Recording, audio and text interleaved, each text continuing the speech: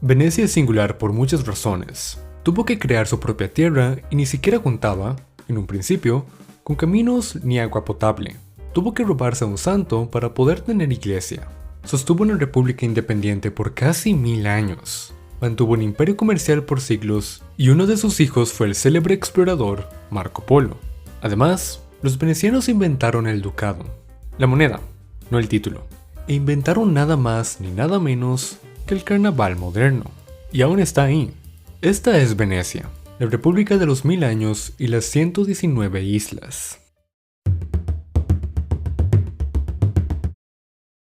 Cuando en el siglo V de nuestra era el Imperio Romano colapsaba, Venecia no existía. En su lugar, solo había una extensa laguna pantanosa, que albergaba cientos de pequeñas islas y que había servido como lugar de pesca ocasional. De modo que, cuando los habitantes de la región del Veneto sufrieron las continuas invasiones germánicas, se encontraron con pocas opciones. O perdían la vida en las incursiones, o caían bajo el yugo invasor, o se refugiaban en la laguna. ¿Qué hicieron? Pues corrieron a los pantanos, a donde las tropas invasoras no tenían la menor intención de entrar. Y es que aquellas islitas estaban hechas principalmente de arcilla suave, no aptas para soportar el peso ni siquiera de una persona. Pero la necesidad es madre de la inventiva y ellos idearon un astuto plan. Trajeron cientos y cientos de troncos de árboles croatas que, convertidos en pilotes, incrustaron en la arcilla de las islas hasta alcanzar unos 5 metros de profundidad. A ese nivel, la arcilla era más sólida y como los pilotes quedaron muy cerca unos de otros, la compactaron aún más. También, el agua salada de la laguna los bañaba regularmente, así que los protegió de la putrefacción y terminó por petrificarlos. Sobre los pilotes, una vez niveladas sus puntas, extendieron planchas de madera y, encima de ellas, bloques de piedra, de manera que lograron una superficie firme y sólida sobre el nivel de las aguas. El sistema fue tan eficaz que casi todos esos pilotes originales siguen ahí, en Venecia, sosteniendo la ciudad. Ingenioso, ¿cierto? Sobre aquellas bases, los nuevos residentes de la laguna construyeron sus casas. Al principio fueron de madera, pero tras varios incendios, cambiaron a ladrillo, que trabajaron con un tipo de mortero liviano para lograr edificios livianos y flexibles a las corrientes marinas. Muchas de aquellas casas, que no solían tener más de 3 pisos, quedaron de cara a las corrientes de agua entre las islas, que para entonces ya eran canales. Conforme fueron construyendo más y más, el espacio de cada isla aumentó, lo que hizo que las islas se acercaran entre sí. Así, si al principio se trasladaban en bote de una isla a la otra, con el paso del tiempo, consiguieron crear tramos que podían vadear a lomo de un caballo. Había nacido Venecia. Claro que no era la espléndida ciudad que conocemos hoy. Todavía había problemas que resolver, como el del agua potable, que los residentes de la laguna tenían que transportar en bote desde tierra firme. Un método nada eficiente, lento y hasta, en algunos casos, riesgoso. Pero, ¿volver a tierra firme? Ni en broma. La naturaleza los protegía ahí en medio de la laguna. Pero había que resolver el asunto del agua. Así que idearon otro astuto sistema. Crearon plazoletas. Sí, así como se oye. Pero es que no eran plazoletas corrientes. Excavaron huecos grandes y cuadrados, cuyas paredes recubrieron de arcilla como aislante. Y en el centro ubicaron cisternas o pozos de ladrillo. Luego, rellenaron los huecos con arena alrededor de los pozos y recubrieron la superficie con losas y el pozo con una tapa. Cuando llovía, el agua penetraba la plazoleta por aberturas en sus esquinas, atravesaba la arena, que servía como filtro, y llegaba al pozo, que le contenía para el uso de los habitantes. Hoy en día, hay cientos de estas cisternas en las plazoletas de Venecia. Y claro, la lluvia no era ácida todavía, así que servía muy bien para consumir.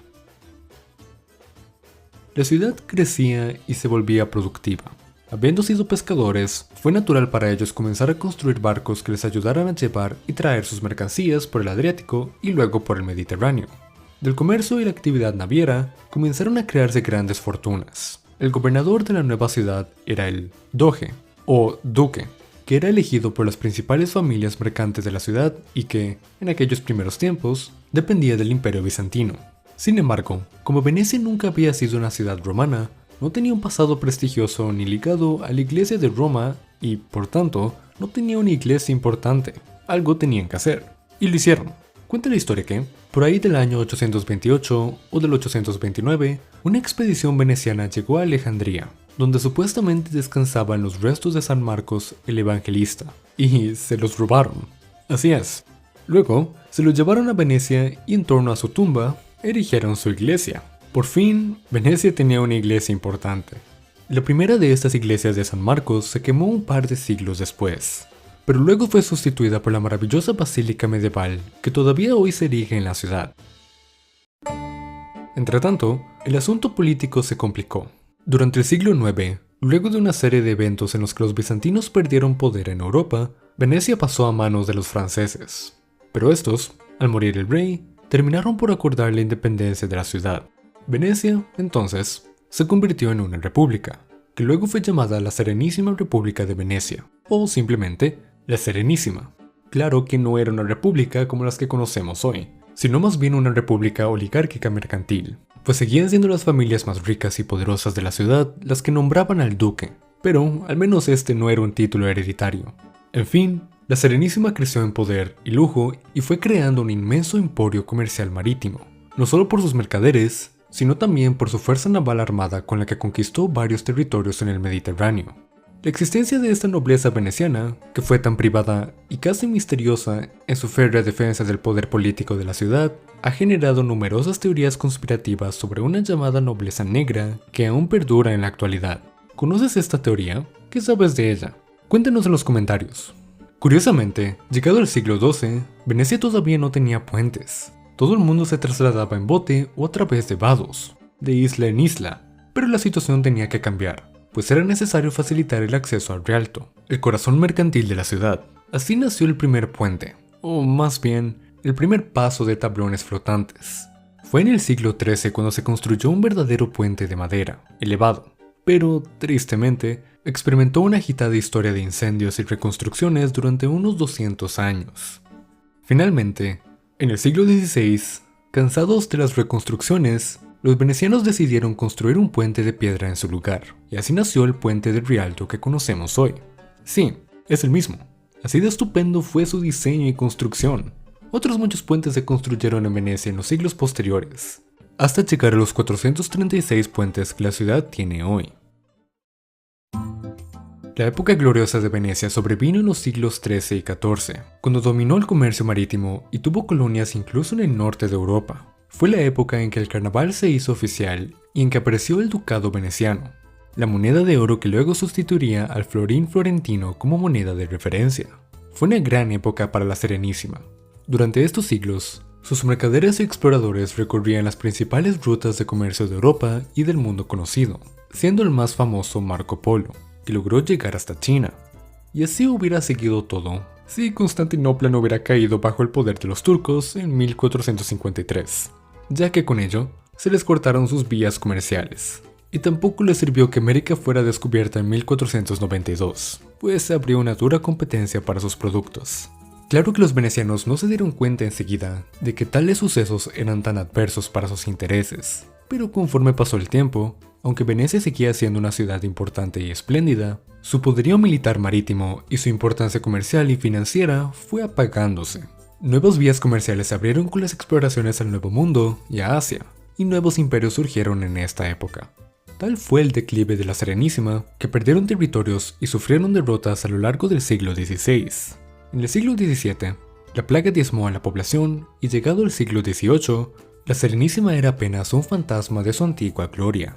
Por eso no pudo defenderse ante el avance de las tropas de Napoleón en 1797, cuando el último duque de Venecia fue depuesto y la ciudad fue entregada a Austria. Fin de la República de los 1000 años. Aún así, en el siglo XIX, aunque ya no era políticamente independiente, Venecia al menos conservaba su prestigio cultural y artístico.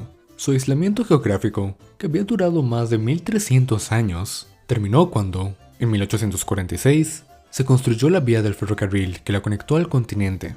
En 1861 pasó a formar parte del Reino de Italia, y su conexión a tierra se hizo más definitiva cuando en 1932 se construyó la carretera para los automóviles, paralela al ferrocarril. Sin embargo, a pesar de la carretera, nunca se permitió la circulación de vehículos automotores en el interior de la ciudad, situación que se mantiene hoy en día. Durante el siglo XX, Venecia enfrentó nuevos desafíos, que persisten hoy. Uno de los más graves fue la subida de las aguas. que comenzó a hundir gran parte de la ciudad y amenazó con destruirla. Para enfrentar este peligro, se invirtió en un gigantesco sistema de diques móviles, que se levantan en momentos de mareas altas y que, hasta ahora, ha logrado resolver parte del problema. Otro gran desafío ha sido la contaminación que destruye muchos de sus monumentos y edificios históricos. Pero quizá el mayor problema que enfrenta Venecia hoy en día es la continua despoblación de su centro histórico. Sí, irónicamente, ahora los venecianos dejan atrás la ciudad que por tanto tiempo fue su bastión y su seguridad. De casi 180.000 habitantes que había en los años 50, hoy apenas quedan unos 50.000, ya que la mayoría se ha trasladado a tierra firme. Y es que, claro, siendo el turismo la principal industria actual de la ciudad, con unos 20 millones de turistas por año, la vida se ha encarecido para los residentes originales y la sobreabundancia turística es agobiadora. ¿Qué te ha parecido la historia de esta antigua ciudad? Cuéntanos en los comentarios.